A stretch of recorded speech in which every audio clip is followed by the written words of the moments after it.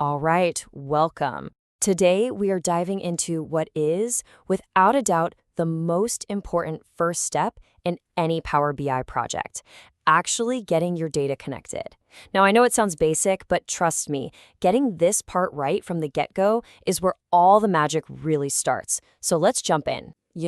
This quote really gets to the heart of the matter. Just connecting to a data source? That's the easy part. It's what comes next, the cleaning, the shaping, the transformation. That's the real game. And that's exactly what we're going to break down.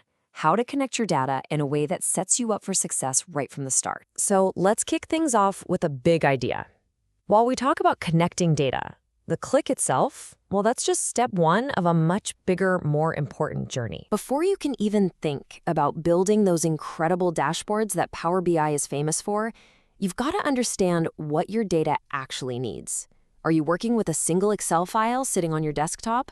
Or maybe you're plugging into a live feed that's constantly updating? The path you take is going to be totally different for each one. Okay, with that in mind, let's walk through the most common starting point for, I'd say, pretty much every new Power BI user out there. Connecting to a good old-fashioned Excel file. It honestly is this simple. You're on the Home tab, you click Get Data, you pick Excel, and then you just point it to your file. Power BI pops open this little navigator window showing you all the sheets in your workbook. You just tick the boxes for the data you want. Easy, right? But what you click next is one of the most critical decisions you're going to make. And here it is, your first big choice. You see two buttons, Load and Transform Data. Now, clicking Load is tempting, I get it, it's fast, but it just shoves the data into your project, warts and all. Transform Data, on the other hand, that's where the real power is. It opens up a whole new world for cleaning and prepping your data before it ever touches your final model.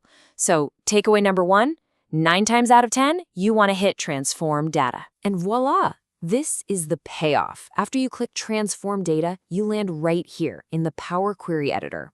Think of this as your data workshop.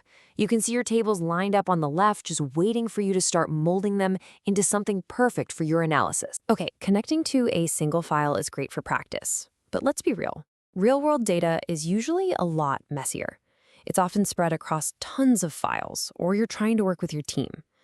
So let's see how Power BI handles these more true-to-life scenarios. So picture this. You've got monthly sales reports, and each month is its own separate Excel file. Trying to connect to those one by one would be a total nightmare, but you don't have to.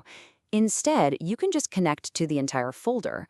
You just point Power BI to the right folder path, hit that magic Combine and Transform Data button, and it'll smartly stitch all those files together into one beautiful, clean table for you. Now, once you've done all that work, cleaning your data, combining files, you'll probably publish it to the Power BI cloud service so other people can use it. The moment you do that, it's no longer just a file on your computer.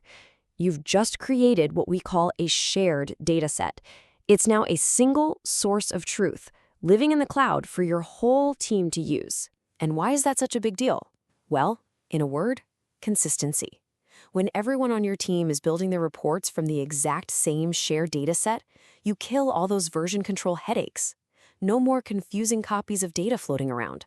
Everything's in one place, which means your coworkers can build brand new reports off your hard work without having to start from zero. It just makes teamwork work. All right, let's shift gears a bit. This next part is a little more under the hood, but stick with me because it is absolutely vital for understanding how Power BI really thinks about your data. We're going to talk about storage modes. So, this is the fundamental question. When you connect to a data source, you have to tell Power BI how to handle it. Should it basically take its own copy and work off of that? Or should it keep a live, open line back to the original source? And that leads us to these two main options, import and direct query. The easiest way to think about it is this. Import mode is like taking a photocopy of your data. Power BI makes a super compressed snapshot and keeps it inside your file. This makes your reports incredibly fast, but it's just a snapshot. You have to tell it to refresh to see any updates. Direct query, on the other hand, is like a live video feed. It doesn't store any data itself. Instead, Every time you click a chart, it sends a fresh request back to the source to get the absolute latest information. This table right here, it breaks down the trade-offs perfectly. With import, you get killer performance and you can use every single data transformation tool you want, but the data's only as fresh as your last refresh. With direct query, you get live, real-time data, which is awesome, but your report speed now totally depends on how fast your source database is, and you can't do quite as much data shaping. It really shows there's no single best answer. It always depends on what your project needs. So you're probably wondering, okay, when would I ever actually use direct query? Well, it really boils down to two main situations. First, if your data set is just gigantic, we're talking way too big to fit into memory. And second, if your business requires that the data be absolutely positively real-time, where even a refresh every 15 minutes isn't good enough. For pretty much everything else, import mode is going to be your best friend. Okay, we're on the home stretch now. You've connected your data, you've picked your storage mode, but what happens a few months down the road when inevitably a server name changes or a folder gets moved? Oh man, every Power BI user has felt this pain. You build this masterpiece of a report, it's working perfectly, and then someone on your team decides to move the folder where the source file lives.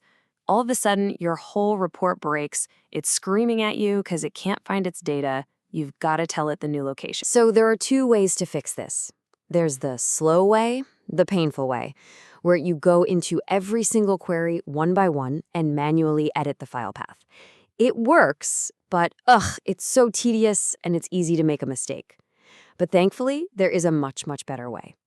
On that Home tab, there's a little button called Data Source Settings. And this takes you to one single central hub to manage all of your connections. You change the path here just once, and Power BI is smart enough to update every single query that uses that source. It is clean, it's efficient, and it is absolutely the best way to do it. So there you have it. We've gone from connecting a simple file to choosing a storage mode to managing your sources like a pro. You've now got the fundamental skills to bring pretty much any data you want into Power BI. Your data is officially connected, so the only real question left is, what story are you going to tell with it? Thanks for watching.